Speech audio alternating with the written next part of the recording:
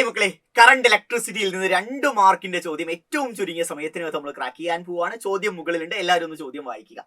Room ടെമ്പറേച്ചറിൽ അഥവാ 27 degree സെൽഷ്യസിൽ ഒരു ഹീറ്റിംഗ് എലമെന്റിന്റെ റെസിസ്റ്റൻസ് എന്ന് പറഞ്ഞാൽ 100 ഓം ആണ്. എങ്കിൽ ഏത് ടെമ്പറേച്ചറിലായിരിക്കും അതിന്റെ റെസിസ്റ്റൻസ് 117 ഓം ആയിട്ട് മാറുക എന്നതാണ് ചോദ്യം. അതിനുവേണ്ടി ടെമ്പറേച്ചർ കോഎഫിഷ്യന്റ് ഓഫ് റെസിസ്റ്റൻസ് നമുക്ക് ചോദ്യത്തിനകത്ത് നൽകിയിട്ടുണ്ട്. സോ ഇത്തരം ഒരു ചോദ്യം കണ്ടാൽ ആദ്യം നിങ്ങൾ ചെയ്യേണ്ട പരിപാടി ഗിവൺ ഡാറ്റ എഴുതി വെക്കുകയാണ്. സോ ഇനീഷ്യൽ ടെമ്പറേച്ചറിനെ T1 എന്ന് വിളിക്കാം. അത് എത്രയാണ്?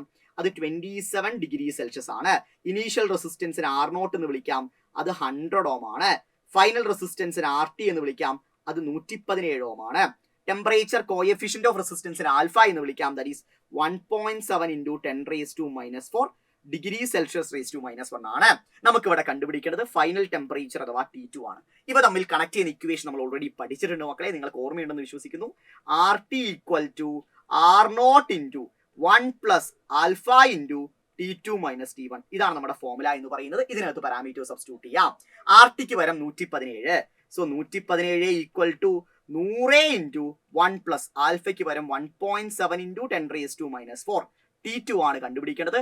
T1 എന്ന് പറഞ്ഞാൽ 27 ആണ്. സോ ഇത് സബ്സ്റ്റിറ്റ്യൂട്ട് ചെയ്യുമ്പോൾ നമുക്ക് എന്ത് കിട്ടും മക്കളെ? T2ന്റെ വാല്യൂ നമുക്ക് കിട്ടും. That is 1027 degree Celsius. വളരെ സിമ്പിൾ ആയ എന്നാൽ ഏറ്റവും പ്രധാനപ്പെട്ട ചോദ്യമാണ്. കൃത്യമായി തന്നെ മനസ്സിലായി എന്ന് പ്രതീക്ഷിക്കുന്നു.